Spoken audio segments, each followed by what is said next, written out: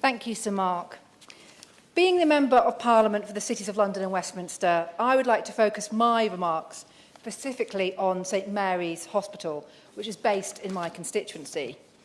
Back in September 2021, Imperial College NHS Trust set out the need for a complete redevelopment of St Mary's Hospital, a new 840-bed, research-led major trauma and acute teaching hospital, which would release around 5 acres of surplus land for wider site regeneration. As I know the Minister appreciates, this development is of huge importance to the wider London area, not just my constituency. After all, St Mary's is the major acute hospital for North West London, providing care across a range of specialities in London, in addition to its world-leading maternity centre and 24/7 A&E department. I know it played a significant role in the 7/7 bombings and other major incidents over the years. It is host to the NHS's largest biomedical research centre.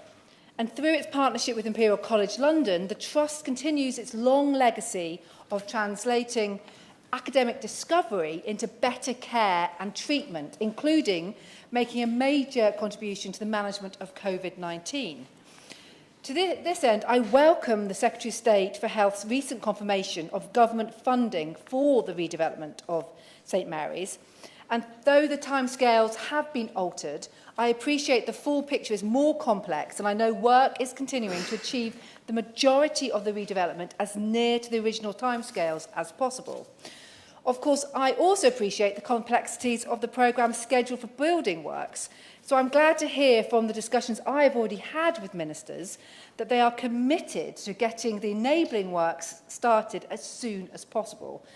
And to this end, I look forward to visiting St Mary's with the Minister responsible, Lord Markham, and the Honourable Member for Kensington at St Mary's to discuss their case for change and the redevelopment more widely. Here I want to pay tribute to the Minister, Lord Markham, as well as officials and the Department at the Department of Health and Social Care, and obviously the Minister here today and the Secretary of State, for their communication with the Trust and myself throughout this process. But, Sir Mark, what concerns me presently is running key clinical services whilst we wait for building works to commence, specifically services being patched up to keep patient care running.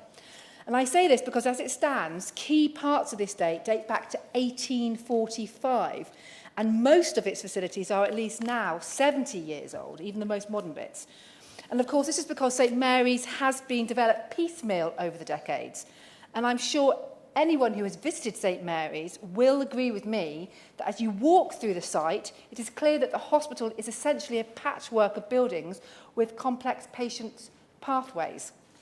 As a patient of St Mary's myself, where I recently went for one of my regular mammograms, you can see that parts of the hospital are very outdated and are very much in need of redevelopment. This, of course, is a product of the hospital's history.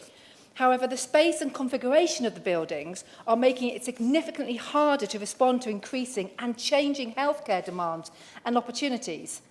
Let's not forget, this is a hospital first built in the 19th century, now dealing with 21st century healthcare and medical advancements.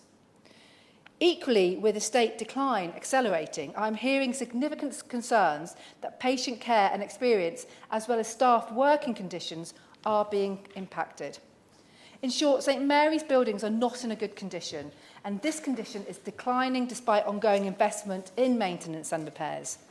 Taken together, the size, age and condition of the building is making it hard to deliver high-quality care that people expect and deserve from such a major hospital.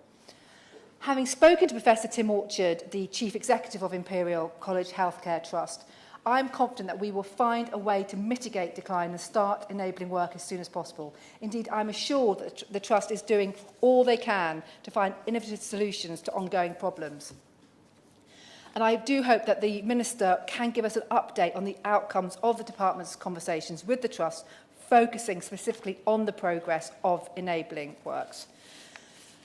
Mr Chairman, I know that the Trust is accelerating its exploration of alternative funding, design and phasing approaches that make the most of this huge potential of the land that is surrounding it to requirements once we have a new hospital on a less sprawling footprint. This is hugely expensive real estate that can then be used for better redevelopment. And I really do think that this development of St Mary's has the potential to do so much more for our local community, as well as the whole of UK STEM. St Mary's Hospital has been a leading provider of clinical care, education and research for over 175 years. Now we have an opportunity to take advantage of and invest in new technologies and other opportunities for St Mary's to better serve its communities and the wider health system. Thank you.